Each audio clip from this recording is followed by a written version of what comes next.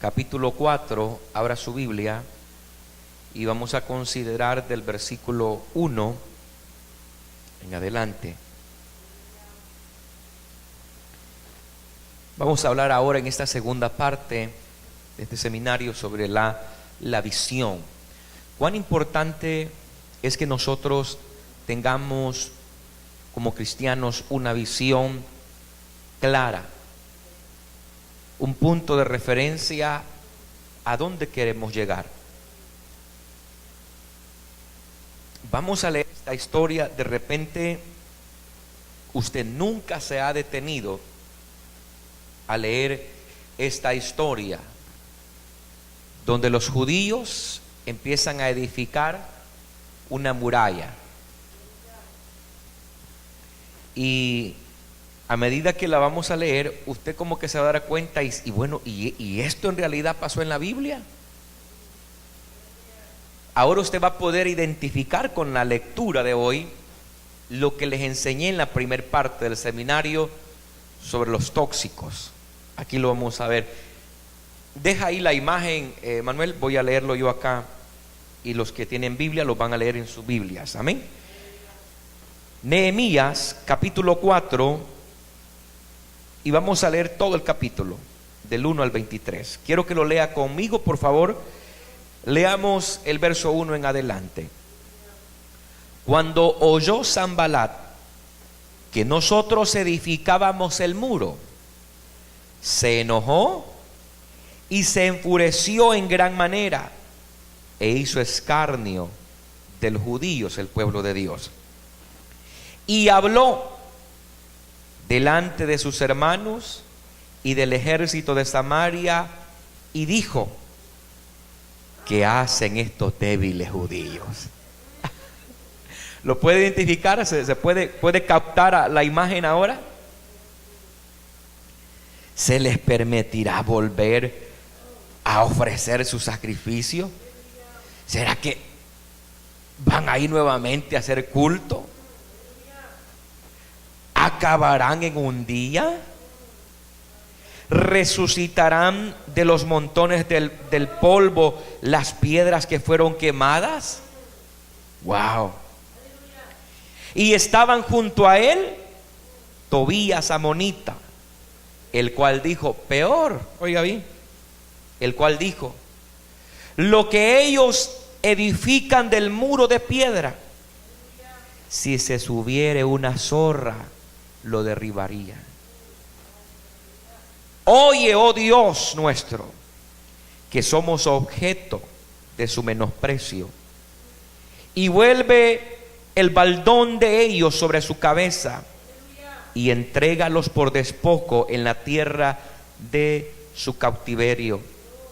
No cubra su iniquidad, ni su pecado sea borrado delante de ti, porque se airaron contra los que edificaban. Verso 6. Edificamos pues el muro, y toda la muralla fue terminada hasta la mitad de su altura, porque el pueblo tuvo ánimo para trabajar.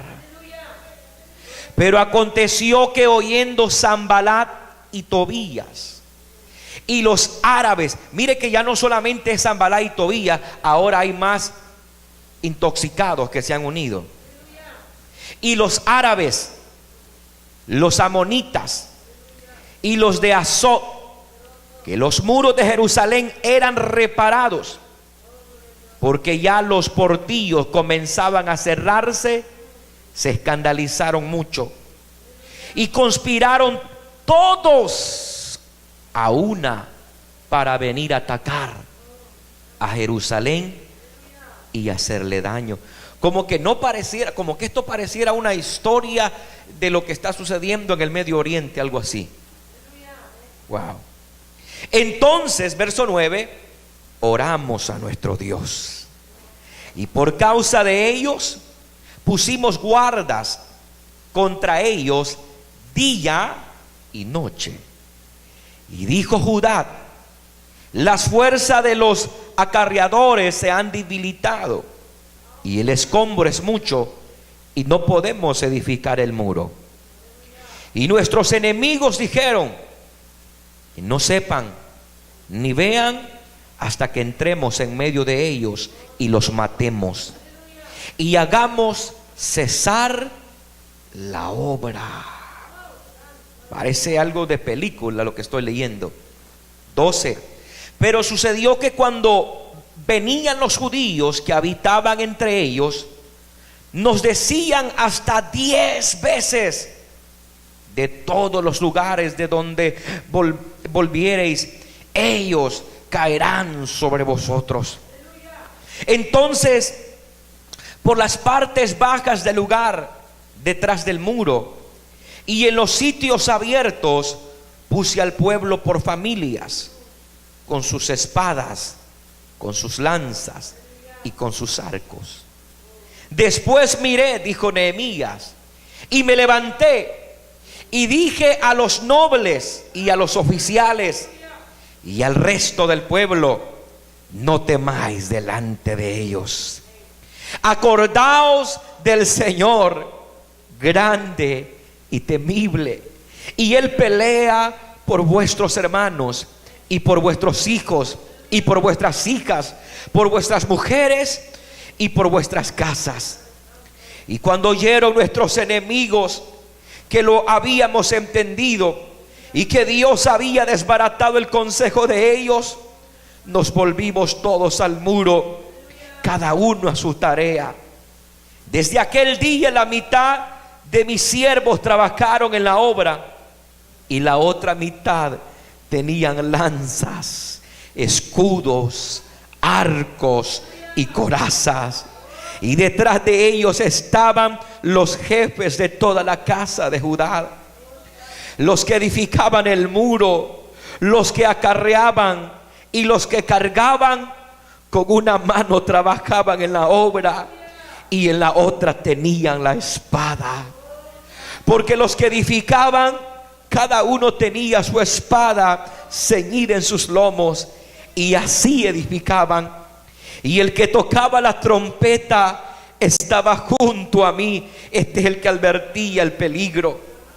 Y dije a los nobles y a los oficiales y al resto del pueblo: la obra es grande y extensa, y nosotros estamos apartados en el muro, lejos unos de otros.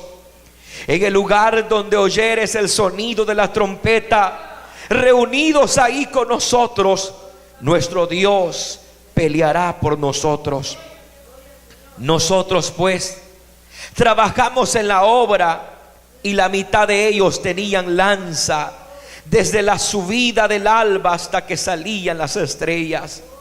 También dije entonces al pueblo: cada uno con su criado permanezca dentro de Jerusalén, y de noche sirvan de centinela y de día en la obra. Y ni yo, ni mis hermanos, ni mis jóvenes, ni la gente de guardia que me seguía, nos quitamos nuestro vestido. Cada uno se desnudaba solamente para bañarse. Wow, denle un aplauso a Dios por esta palabra tan deliciosa, exquisita. Wow. Oh, necesito unas 5 horas para explicarles todo esto. La visión. Aquí vamos a encontrar el desafío de la visión. Lo que usted entiende en este capítulo 4 son desafíos. Nehemías, con los oficiales de la iglesia, los líderes de la iglesia, los jóvenes de la iglesia, hombres, mujeres, se encuentran en un grave desafío. Y es que toda visión tiene desafíos, hermanos. Toda visión tiene desafíos. Vamos avanzando en la imagen. Quiero que usted anote rápidamente los desafíos de la visión. Cada visión tiene el rechazo de las críticas. La visión es desafiada cuando hay cambios. La visión es desafiada en la ausencia de detalles, pero que en cada visión Dios entra en la guerra, en el pleito. Quinto, la respuesta de Nehemías a las críticas de esta visión que vamos a estar viendo también. Las visiones se refinan, no se cambian, hermanos. Las visiones no cambian, las visiones se refinan. Segunda de Timoteo capítulo 1 versículo 7. Porque no nos ha dado Dios espíritu de cobardía, sino, diga conmigo, poder. Porque Dios le ha dado poder a la visión. Esta iglesia camina bajo una visión que tiene poder. Aunque esta visión ha sido, hermanos, desafiada. Personas al igual que Sanbalat, Tobía, los árabes, los amonitas han querido desafiar la visión. Sin embargo, Dios siempre entra en el pleito, en la batalla, en la guerra, cuando la visión viene de Él. Amén. Entonces, Dios no nos ha dado un espíritu de cobardía, sino de poder, de amor y de dominio propio. Estaré resumiendo todos estos puntos que solamente he señalado y vamos a analizarlo. Edgar, en mi ataché tengo un artículo donde tengo el resto de lo que quiero enseñarles. Vamos a la siguiente imagen porque quiero compartir otra reflexión con ustedes. ¿Avanzamos? Ahí nomás. Esta es una reflexión de 3 leones y la vamos a seguir. Sí, esa es. Mire lo que dice. En la selva volvían 3 leones. Un día el mono, el representante electo por los animales, convocó a una reunión para pedirles una toma de decisión. Dijo el mono: nosotros sabemos que el león es el rey de los animales, pero para una gran duda, en la selva existen 3 leones y los 3 son muy fuertes. ¿A cuál de ellos debemos rendir obediencia? ¿Cuál de ellos debería de ser nuestro rey? Los leones supieron de la reunión y comentaron entre sí: es verdad, la preocupación de los animales tiene mucho sentido. Una selva no puede tener 3 reyes. Luchar entre nosotros no queremos, ya que somos muy amigos. Necesitamos saber cuál será el elegido, pero ¿cómo descubrirlo?, dijeron ellos. Otra vez los animales se reunieron y después de mucho deliberar, le comunicaron a los 3 leones que la decisión estaba tomada. Encontramos una solución muy simple para el problema y decidimos que ustedes 3 van a escalar la montaña difícil. El que llegue primero a la cima será consagrado como nuestro rey. La montaña difícil era la más alta de toda la selva. El desafío fue aceptado y todos los animales se reunieron para asistir a la gran escalada. Mire cómo está acá. El primer león intentó escalar y no pudo llegar. El segundo empezó con todas las ganas, pero también fue derrotado. El tercer león tampoco lo pudo conseguir y bajó derrotado. Los animales estaban impacientes y curiosos si los 3 fueron derrotados. ¿Cómo elegirían un rey? En este momento, un águila grande en edad y en sabiduría pidió la palabra. Yo sé quién debe de ser el rey. Todos los animales hicieron silencio y la miraron con gran expectativa. ¿Cómo?, preguntaron todos. Es simple, dijo el águila. Yo estaba volando bien cerca de ellos, y cuando volvían derrotados en su escalada por la montaña difícil, escuché lo que cada uno dijo a la montaña. El primer león dijo: montaña, me has vencido. El segundo león dijo: montaña, me has vencido. El tercer león dijo: montaña, me has vencido por ahora, pero ya llegaste tú a tu tamaño final y yo todavía estoy en crecimiento. La diferencia, dijo el águila, es que el tercer león tuvo una actitud de vencedor cuando sintió la derrota en aquel momento, pero no desistió. Y quien piensa así, dijo el águila, su persona es más grande que su problema. Él es el rey de sí mismo y está preparado para ser rey de los demás. Los animales aplaudieron entusiasmadamente al tercer león, que fue coronado el rey de los animales. La enseñanza para nosotros: no tiene mucha importancia el tamaño de las dificultades o situaciones que tengas, amado.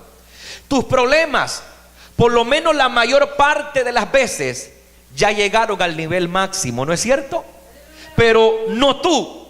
Tú todavía estás creciendo y eres más grande que todos tus problemas juntos. Todavía no llegaste al límite de tu potencial y de tu excelencia. La montaña de las dificultades tienen un tamaño fijo, limitado. Tú todavía estás en crecimiento en esta obra y en el reino de Dios. Dale un aplauso al Señor.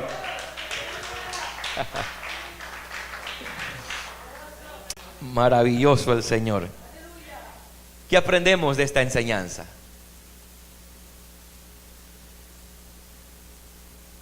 Todos somos hijos de Dios.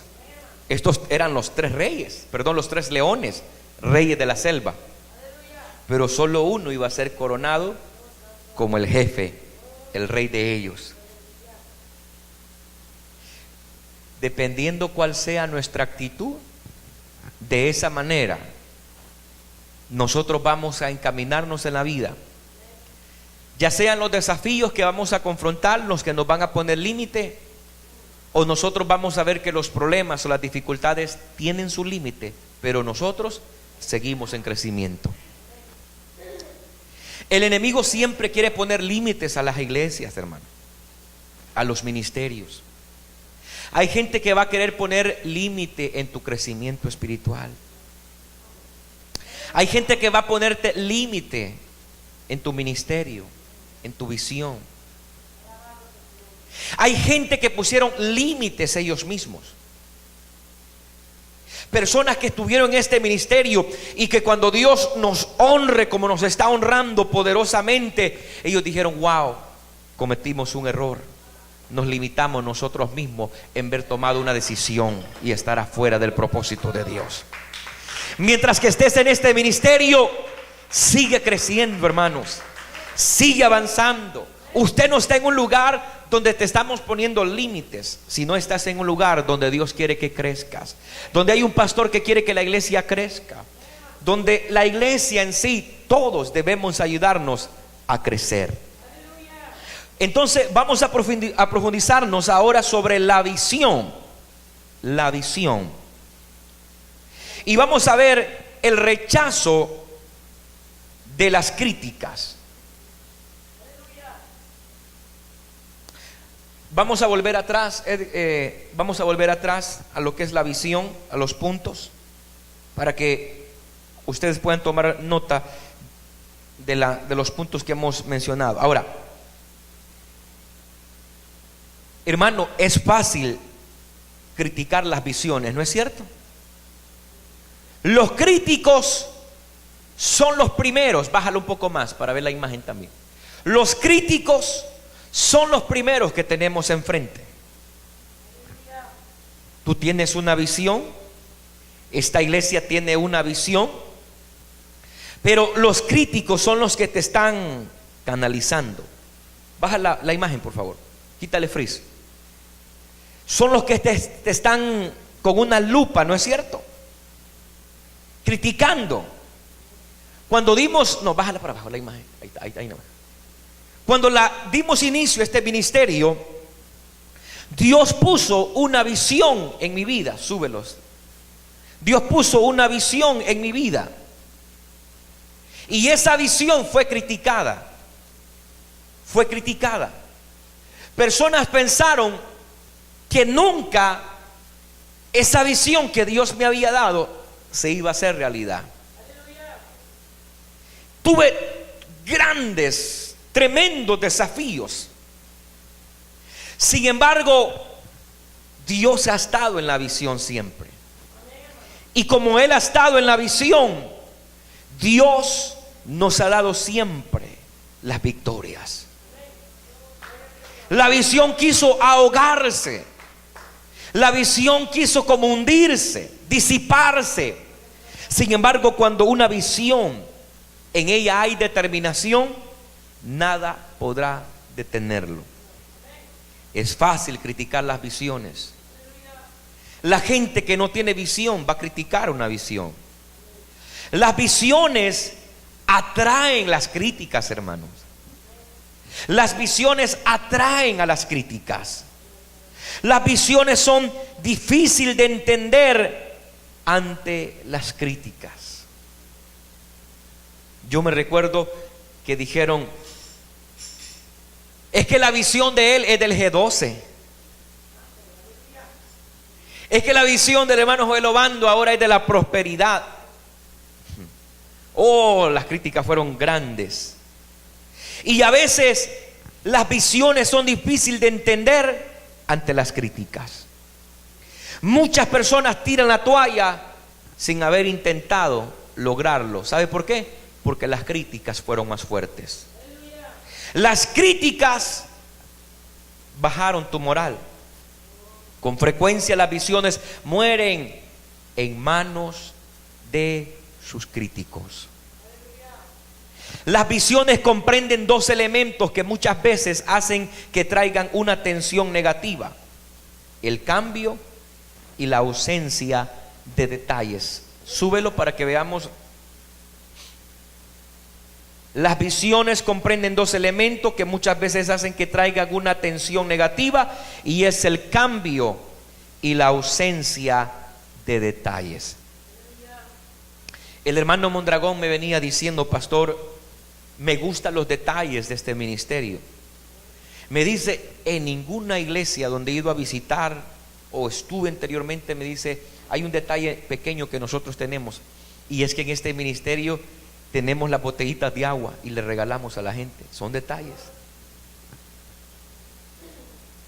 El otro día que vino un ministerio, teníamos las aguas y bueno, de repente no había ningún servidor, yo estaba ahí en la parte de afuera, y entonces vino un hermano y me dice: hermano, necesito comprar una agua, y ya llevaba $1. Y le digo: no, hermano, le digo, en este ministerio nosotros lo regalamos. ¿Lo regalan?, me dice. Sí, le digo, aquí lo regalamos. Pero él ya venía con su $1, y yo dije: yo quizás allá lo venden a $1. ¿Ah? La idea no está mal, va, hermano Mil. Pero son detalles maravillosos. Las visiones mueren cuando no hay detalles, hermanos. Por eso es que la iglesia, este es un ministerio donde a mí me gusta la excelencia. Los muchachos que tengo atrás, siempre los estoy, ¿verdad?, llamando la atención y diciendo: mira, hagamos esto así y así, hagámoslo mejor. A los servidores no se diga. Es más, voy a suspender el seminario que tenemos el lunes y voy a reunir a todos los servidores en una reunión este lunes que viene. porque hay detalles que se nos están escapando. Y necesito traer a todos los servidores a una reunión para llevar a una mayor excelencia el servicio de los servidores. Entonces, los detalles son importantes en un ministerio. Me decía el hermano Mondragón, y yo no sé, tal vez usted tendrá otros detalles que ha visto en el ministerio. Me decía él, aunque en la iglesia nos sentamos juntos entre varones y hembras, pero hay un respeto en el ministerio. Yo vengo de un ministerio donde los varones se sientan a un lado y las hembras a otro lado. Pero el pícaro, por más que usted lo siente en cualquier esquina, el pícaro siempre va a hacer sus locuras. Pero donde hay enseñanza, hermano, donde hay enseñanza en la palabra de Dios, la gente se refrena. Donde hay palabra de Dios, la gente puede ser moldeada, sus actitudes, sus pensamientos. Amén. Y gloria a Dios, porque se ve un respeto maravilloso en la casa de Dios. Y qué lindo por esos detalles. ¿Qué otros detalles podíamos ver? Los cambios también en la visión son importantes. A veces los ministerios no están preparados para cambios, hermanos. Y cuando no están preparados para cambios, la visión muere. Yo no hablo mal del concilio donde estuve. No, ellos escuchan el programa radial y son fieles oyentes. Los amo, los quiero, los aprecio. Pero yo te voy a hablar de la experiencia donde yo vengo. No puedo hablar de otro lugar porque ahí me crecí por más de 2 décadas. Desde el año 1991 que llegué hasta el 6 de marzo del 2012 que decidimos arrancar la visión que Dios había puesto en el año 2010. Pero una vez yo me senté con unos líderes y yo les dije: hermanos, si el concilio no hace cambios, la juventud se estará perdiendo en esta iglesia. Yo dejé más de 100 jóvenes como presidente. A esta altura habrán sus 25 jóvenes. Quizás hay más en el Centro Mundial Evangélico. Jóvenes con elementos, hermanos. Jóvenes especiales. Jóvenes llenos, hermanos, de conocimiento para engrandecer el reino de Dios. Pero cuando en una iglesia la visión se estancó, cuando se siguió una rutina de años y años y años y no hay cambios, porque ¿sabe por qué le tiene la gente miedo al cambio? ¿Por qué le tiene el miedo a la gente el cambio, hermanos? ¿Por qué? ¿Por qué le tienen miedo al cambio? Porque el cambio trae nuevas ideas. El cambio trae nuevas personas frescas. Cuando en una empresa tienen 100 trabajadores y van a decir: señores, viene cambio a la empresa, 50 se van y 50 se quedan. Queremos otros 50 con una mente fresca, con más dinámica, con mejores ideas. Y dejan a los mejores 50, ¿no es cierto? En cualquier empresa siempre dejan al mejor trabajador, ¿no es cierto? Al haragán ese lo despiden rápido, hermano. Ese que no hace nada, no, hombre, ese estorbo no está haciendo. Escuchó la noticia, ¿verdad? Aquí en Washington del metro. Despidieron más de 500 trabajadores con el problema del metro. Y yo digo, todos esos 500 trabajadores, ¿por qué llegó a tener tanto problema el metro? Tanto trabajo. Y la mayoría, hermanos, no eran latinos, eran del color morenitos, que fueron despedidos. Entonces, se necesitan cambios cuando las cosas no están mejorando en la obra. Y a veces los cambios, la gente le tiene miedo a los cambios. Cada vez que alguien trata de producir cambio, esta toca las inseguridades de aquellos que se habían acostumbrado a la forma en que son ahora las cosas. Y siempre han sido. En este sentido, con frecuencia se considera que la visión es una amenaza cuando hay cambios. Cuando se habla de cambio, la gente piensa, no, es que vamos a meter el liberalismo en la iglesia. Cuando se menciona cambio, la gente piensa que se va a pervertir la iglesia. No, los cambios deben de ser para crecer, para mejorar, para desarrollar mayor excelencia en la obra de Dios. Por eso es que nosotros necesitamos cambios, pero cambios que sean productivos, cambios que traigan bendición al reino de Dios, bendición a la obra de Dios. Pero para muchos ministerios, el escuchar la palabra cambios sacude su inseguridad. Maravilloso es el Señor. Los críticos parecen estar armados con los hechos cuando se menciona cambio. Con frecuencia tienen de su parte la historia y la experiencia. Mire, hermano, aquí no pueden ver cambio si por 50 años hemos trabajado así y así y así y todo está bien, hombre. Ahí hay un dicho, ¿verdad? Y ese dicho tiene razón. Es mejor lo viejo conocido que lo nuevo por conocer.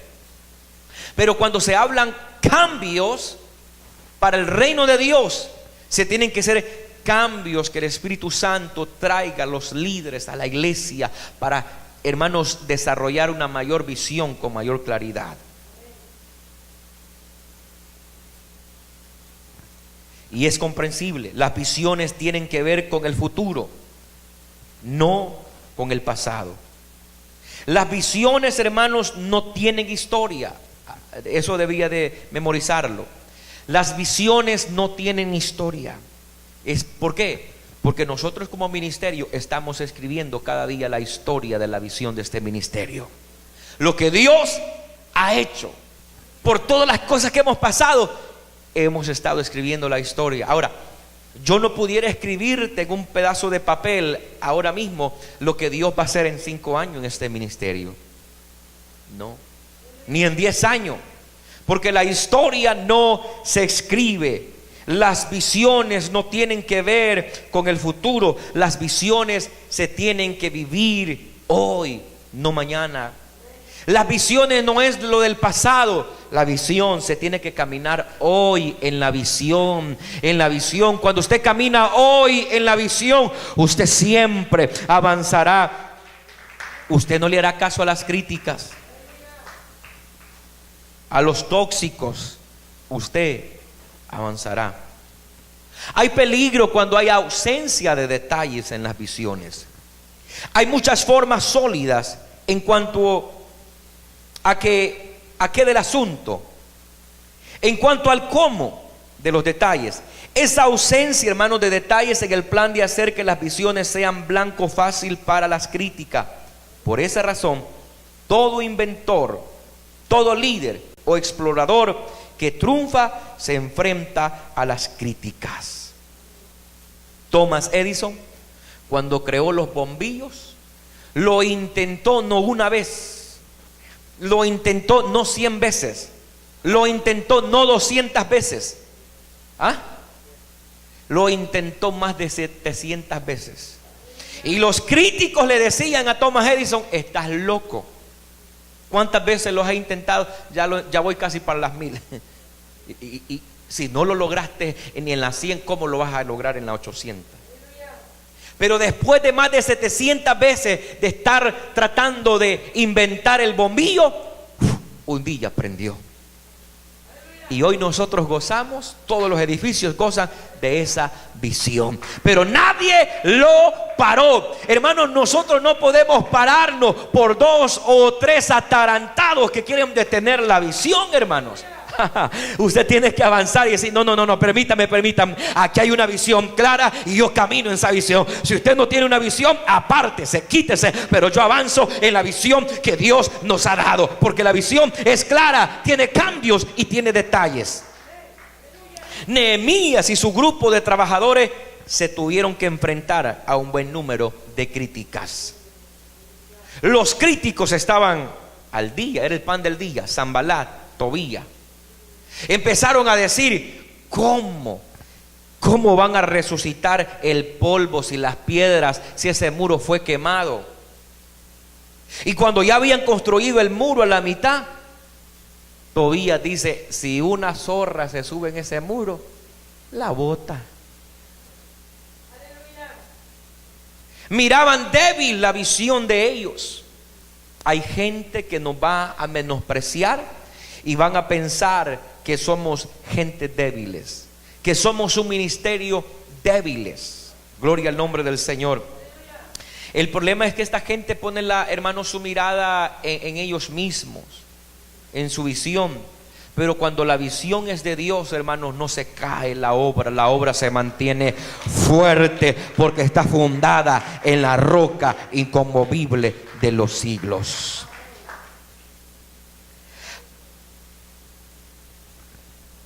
Sanballat era el que más, hermanos, podía perder, y no Nehemías, el hombre de la visión. Él criticó la personalidad de los constructores, puso en duda sus capacidades. Yo escuché gente que dijo: no, hombre, los mejores nos fuimos, los mejores predicadores. Yo te tengo que hablar de la experiencia, porque cuando yo leo este capítulo puedo verme ahí como Nehemías. Puedo verme como Nehemías. Estamos edificando una iglesia, un muro. Gloria al Señor. Maravilloso es el nombre de Dios. Sanballat puso, hermanos, en duda la capacidad de ellos. Él desafió su fidelidad en términos de lo que comenzaron. Puso en tela de juicio que el proyecto mismo fuera realizable, pero el pueblo estaba trabajando con ánimo. El versículo 6 del capítulo 4 de Nehemías. El pueblo no se desalentó. Y si hay algo que esta iglesia ha tenido, que entre más grande es la batalla, la iglesia se hace más fuerte. Esta iglesia no es una iglesia que anda lloricando, hermano. Esta no es una iglesia que anda llorando por cualquier problema. Esta iglesia sabe que cuando viene una tempestad es porque viene una victoria mayor, una visitación de parte de Dios para la obra. Qué lindo es el Señor. Porque el líder Nehemías era un hombre que tenía plenamente confianza en el Dios que lo había puesto para este proyecto. Cuando el líder, el pastor que está enfrente de la obra de Dios, es un hombre que tiene carácter, que ha aprendido a confiar en Dios, en las victorias y en las pruebas, Dios siempre lo va a honrar. Saúl fue un líder que no tenía carácter. Cuando venían las batallas, se echaba a llorar, se echaba a esconder. Cuando el filisteo Goliat empezó a desafiarlos a ellos, ¿qué hizo Saúl? La Biblia dice que se escondió. Y no había nadie en el ejército. Es que para un líder lleno de miedo, el pueblo también será un pueblo con miedo. Pero un líder que hable como David, un líder que le diga: este Goliat, en el nombre de Jehová de los ejércitos, caerá derrotado y Dios le entregará la victoria al pueblo de Dios. Hermano, la gente se llena de valor y dice: ahí es donde yo quiero estar, en esa iglesia, en ese ministerio donde el pastor y los líderes son gente que no le tienen miedo al cambio, a los detalles, sino que son gente llenos de carácter. Gloria al nombre del Señor. Cualquiera que sea lo que esté impulsando, hermano, a sus críticos, si usted permite que lo atrapen, se puede apagar la luz, se va a descorazonar. Y cuando un sueño nuestro muere, también muere parte de nosotros mismos. Toda visión que viene de Dios tiene sus raíces en la visión general de Dios para este mundo. ¿Cuál es la visión de la iglesia? En primer lugar, la visión de este ministerio es ensanchar y engrandecer engrandecer el reino de Dios, anunciarle a esta ciudad, al mundo, a través de los medios comunicativos, a través de los canales del internet, a través de la radio, a través del evangelismo, a través de las células, a través de los cultos generales, que Cristo sigue siendo la luz y la esperanza para este mundo que está colapsando, que aquí hay un pueblo, que aquí hay un ejército que sigue poniendo ladrillos y ladrillos y ladrillos y ladrillos, y que con una mano estamos poniendo el ladrillo y con la otra tenemos la espada para enfrentarnos contra todas las acechanzas de Satanás. Aleluya. Dios, hermano, siempre entra en el pleito. Aquí ellos estaban siendo desafiados.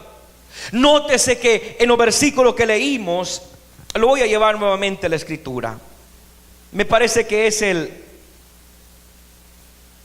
versículo 7, oiga bien. Pero aconteció que oyendo Sanballat y Tobía y los árabes, los amonitas y los de Azot, que los muros de Jerusalén eran reparados, porque ya los portillos comenzaban a cerrarse, se escandalizaron mucho y conspiraron todos a una para venir a atacar a Jerusalén y hacerle daño. Amado, Dios entra en la batalla. Yo he sentido cada vez que Dios se ha metido en nuestra batalla, cada vez que Dios ha metido sus manos para darnos la victoria. Yo he podido ver el respaldo y la obra de Dios. Aun cuando los críticos han dicho solamente quedarán 2 o 3 en Centro Mundial Evangélico, se mete la mano de Dios y empieza a traer familia. Y si Dios te ha traído en estos últimos días, tú eres parte de Masaya, del propósito y de la visión que Dios tiene para esta obra y para este ministerio. Y le tengo noticia: Dios te trajo para meterle más ladrillo a ese muro y seguirlo construyendo. Así es que empiece a hacer ladrillos, hermano. Empiece a ayudarnos a construir, porque esta obra es de todos. Gloria al nombre del Señor. Dios entra en la batalla. Mire que ya no era solamente Sanballat y Tobía. Ahora Sanballat y Tobía habían, hermanos, intoxicado en contra de Nehemías y el pueblo judío a los árabes. No dice árabe, sino árabes. Habían conquistado ya un pueblo en contra. Habían conquistado a los amonitas y a los de Azot para conspirar y para venir a atacar a Jerusalén y hacerle daño. Verso 9. Entonces oramos a nuestro Dios. Es que la oración, lo que estaba enseñando ayer, la oración es el arma poderosa que la iglesia tiene. El diablo le duele que cuando los cristianos entienden que la oración es el arma poderosa, es algo que Satanás no puede pelear contra eso. Es el poder de la intercesión. En este ayuno yo motivo a la iglesia, a los que están acá, los 20 que están acá hoy buscando el rostro del Señor. Hermanos, conviértase en un intercesor de este ministerio. Que despierte en usted hoy el deseo de convertirse en un guerrero de intercesión, en una guerrera de oración, en un hombre y en una mujer lleno de la intercesión de Dios. La iglesia necesita tener intercedores poderosos en la oración. Aleluya. Mire, aquí viene el ministerio de intercesión. Entonces oramos, dijo Nehemías a Dios. Nehemías era un intercesor. Aparte de ser el hombre de la visión, también era un hombre de intercesión. Cuando los líderes que están al frente, los pastores, no hay un tiempo de búsqueda, de oración, no hay un tiempo en el mes para ayunar, se pierde, hermanos. El pastor pierde la brújula, pierde el norte. A los Florencio me ha comentado de pastores, ¿verdad?, que él ha conocido, que perdieron el deseo de orar y empezaron a descuidar la obra. Y la obra empezó a decaer, la obra empezó a morir. Se perdieron los detalles, se perdió la dinámica. Amados, por consiguiente, cuando una visión se halla a punto de que la ahoguen las críticas de los demás, nuestro Padre Celestial se preocupa. Es algo que lo concierne a Él también. Claro, cuando la visión es de Dios. De esta forma, su reacción ante las críticas es un asunto espiritual. Y su Padre Celestial está más dispuesto a entrar en el conflicto. Veamos la respuesta de Nehemías a las críticas. ¿Cuáles fueron las respuestas? Verso 4: oye, Dios nuestro, que somos objeto de menosprecio, y vuelve el balón de ellos sobre su cabeza y entrégalo por despojos a sus cautivos. Miremos rápidamente la respuesta de Nehemías a las críticas. Número 1, Nehemías ante la crítica, lo primero que hizo fue orar. Diga conmigo, orar. ¿Qué es lo que la iglesia va a hacer ante todos los críticos que tenemos enfrente? Es orar. Poner todo asunto en las manos de Dios. Segundo, Nehemías recordó la fuente de su visión, que era el Dios del cielo. Debemos de recordarle a esta iglesia que no estamos solos, que Dios va al frente de esta obra. Por eso es que a mí no me gusta cuando salgo a otro ministerio y dicen: vamos a dejar al pastor Joel Obando con un tiempo y Dios bendiga a su iglesia. No me gusta ese término, su iglesia, porque esta no es una iglesia, esta es la iglesia de Dios, la iglesia de Cristo. Yo solamente soy un administrador de esta obra. Si esta iglesia fuera mía, ay hermano, no hubiera pasado lo que nos pasó en el 9/11 aquí, que las torres cayeron de una sola vez. El diablo, mire, cuando un ministerio no es de Dios, con todo y pastor e iglesia, desaparecen. Pero cuando la obra es de Dios y el hombre de Dios dice: no, Señor, esta no es mi iglesia, esta es la iglesia de Dios. Solamente soy el pastor, el líder, el guía espiritual, y el dueño de esta obra es Cristo. 3. La respuesta de Nehemías ante las críticas es que Nehemías revisó su plan. Toda visión tiene que tener un plan. Ninguna visión se puede ejecutar si no hay un plano, si no hay estrategias, puntos, a dónde queremos llegar, cómo llegar y con quiénes vamos a llegar.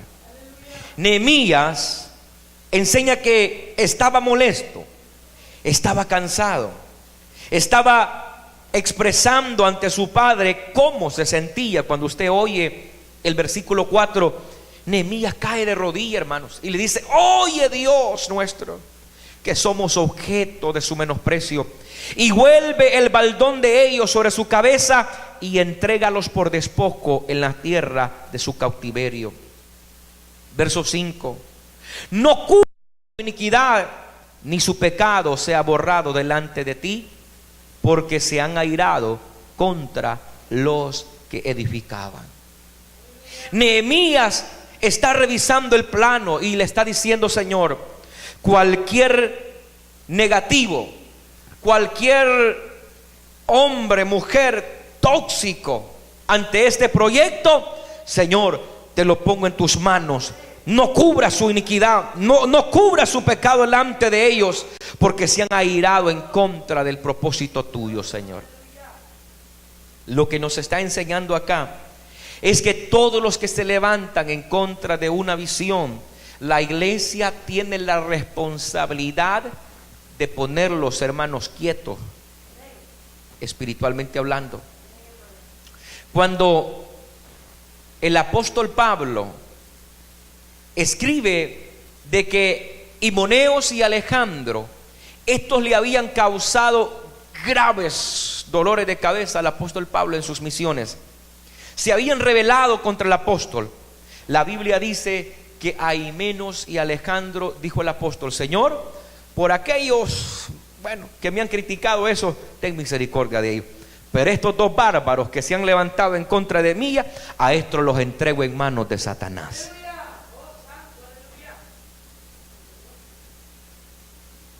Cuando usted no ve a alguien, es que yo ya lo entregué en manos de Satanás, hermano. Así de sencillo. No voy a andar con cosas. Mire, Señor, este animal, no, Señor, este hombre, esta mujer rebelde, soberbia, no lo aguanto, Señor. Que desaparezca, que los marcianos vengan en un platillo volador y se lo lleven, Señor, pero quítalo del ministerio. Y lo ve que se desaparecieron, ya no están. La Biblia dice que, mire, el apóstol no andaba con cosas. No, Señor, estos rebeldes los entrego en manos de Satanás, para que el diablo les dé su buena revolcada como se la merecen. Hay que tener carácter. Maravilloso el nombre del Señor. La oración lo capacita para evaluar las críticas, hermanos. Esto es impresionante. Desde la perspectiva de Dios. Nehemías también recordó quién era el que lo había llamado, y era Dios. Recordó que la intervención de Dios con el rey Artajerjes, era Dios que había intervenido. Era Dios que había usado a este rey para darle cartas y abrir todas las puertas de posibilidad para la reconstrucción del muro. Nehemías creía que Dios estaba con él, así que le pidió al pueblo que recordara siempre que Dios estaba con el pueblo.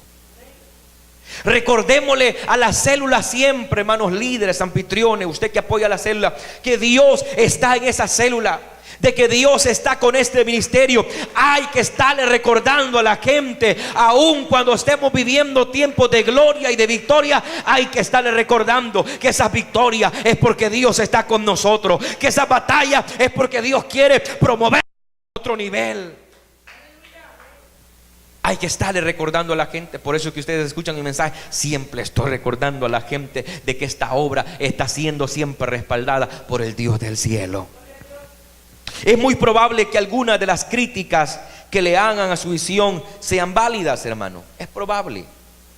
Usted no tiene toda la experiencia necesaria, usted no tiene todos los recursos económicos necesarios. Eso es normal. Yo podría haber pensado, Señor, ¿y quién va a pagar la radio cuando dimos inicio a este ministerio?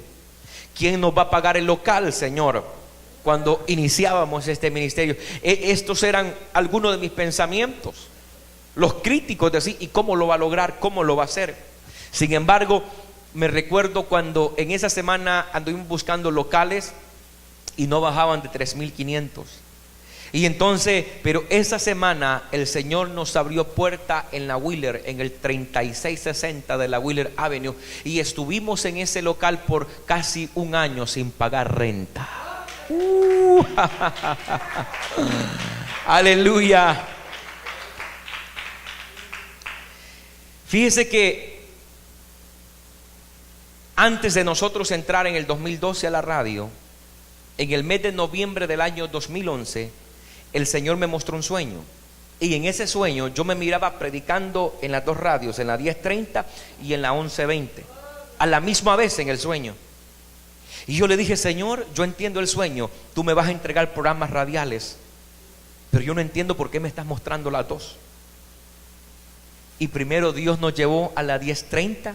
Me recuerdo que eso fue en noviembre. A finales de noviembre, la gerente de Poder 1030 llegó a buscarme al negocio a Washington y me dijo, hermano Joel, lo he andado buscando. Yo había cambiado mis contactos, cambié mi número telefónico y me dice, lo he andado buscando y me dijeron que aquí lo podía encontrar. Me encontró ahí y me dijo, he venido a decirle porque quiero que vaya a la 1030 a predicar y nosotros le vamos a pagar el primer mes para que usted entre a la radio. ¿Se da cuenta? Como Dios es el que respalda, hermanos, la obra. Tuvimos 2 años en la 1030 y hoy ya vamos para 2 años, ¿no es cierto?, en la 1120. Y ahora entiendo el sueño. Primero iniciamos en la 1030 y ahora estamos en la 1120. Y ya Dios me lo había, antes que este ministerio iniciara, ya Dios me lo había mostrado todo. La visión. Dios en el 2010, cuando me dio el llamado, empezó Dios a hablarme en sueño, en profecía.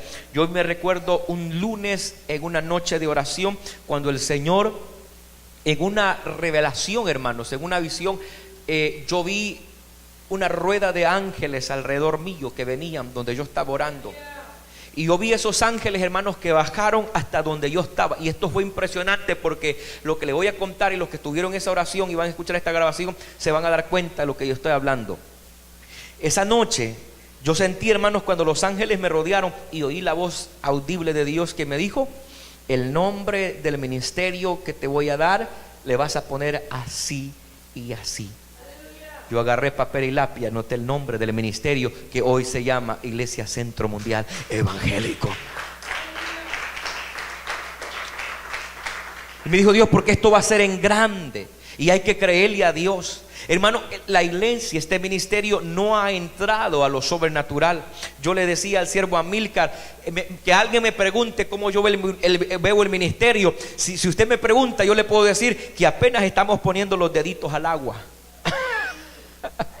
Pero Dios nos ha entregado grandes victorias, grandes bendiciones. Imagínense cuando ya empecemos a nadar adentro de la visión, cuando empecemos a mar adentro, eso será impresionante. Gloria a Dios. Por eso manténgase firme usted, hermano, manténgase sólido en este ministerio. Aquí Dios quiere tenerte para que todos podamos crecer en el propósito de Dios.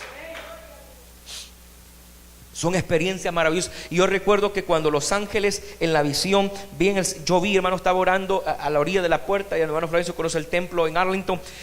Estaba en este lado donde tienen el púlpito, ahí donde recogen la ofrenda, y aquí está una puerta de salida. Yo estaba en esa esquina orando y bien sentí cuando los ángeles salieron por esa puerta. La puerta a la mano derecha del templo, hermano, pude sentir la brisa de los ángeles. Perdón, lo que voy a hacer, cuando usted le hace así a alguien, usted puede sentir brisa, ¿no es cierto? Sentí la brisa de los ángeles cuando salieron enfrente y detrás de mí. Y cuando eso sucedió, esa noche cayó un derramamiento en ese momento del Espíritu Santo sobre esa iglesia, que toda la gente que estaba ahí empezó a danzar, gloria a Dios. Y después que terminó la oración, yo quise contarlo y quedé mudo. Y hoy entiendo que no era para yo contarlo a la iglesia, era algo individualmente, exclusivamente para mí. Porque hay cosas que Dios te la da, hermano, y tienes que reservártela. No es para contarle a todo mundo y a Raimundo. Amén.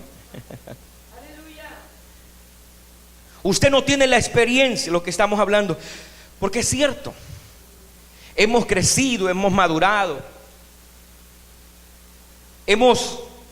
estamos conociendo este ministerio del pastorado. Son experiencias, hermanos. La experiencia es la que nos ayudan a tener más carácter, más solidez.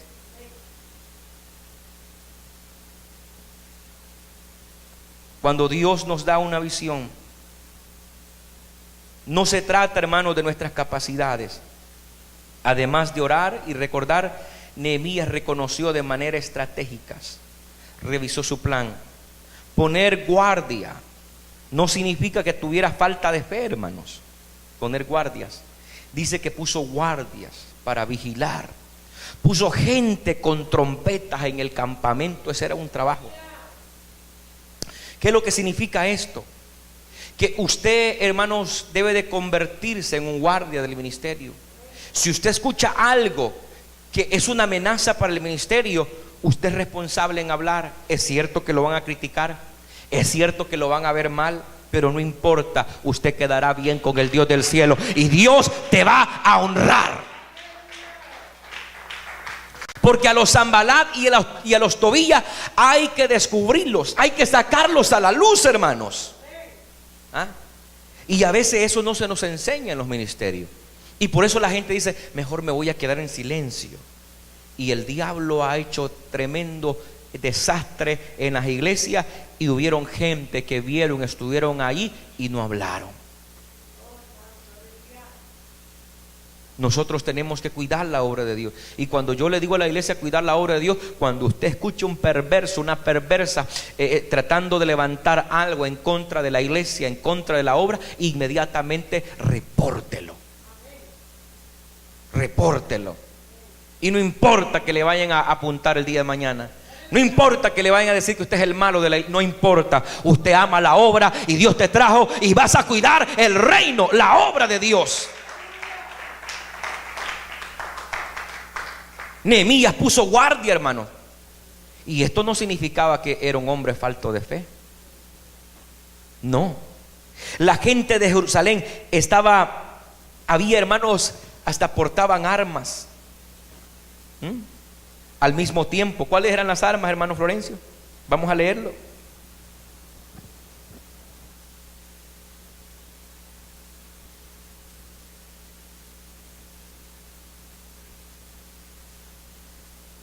Vamos a ver el versículo. Ayúdeme por favor. Versículo 16. Desde aquel día la mitad de mis siervos trabajaron en la obra y la otra mitad, wow, la mitad de la iglesia trabajando, la mitad de la iglesia orando, y la otra mitad, este pastor llamado Nehemías le había dado lanza, le había dado escudo, le había dado arcos, le había dado coraza, gloria a Dios, y detrás de ellos estaban los jefes de cada casa de Judá. Verso 16 del capítulo 4. Yo creo que al rato vamos a comprar una pistola, hermano Florencio.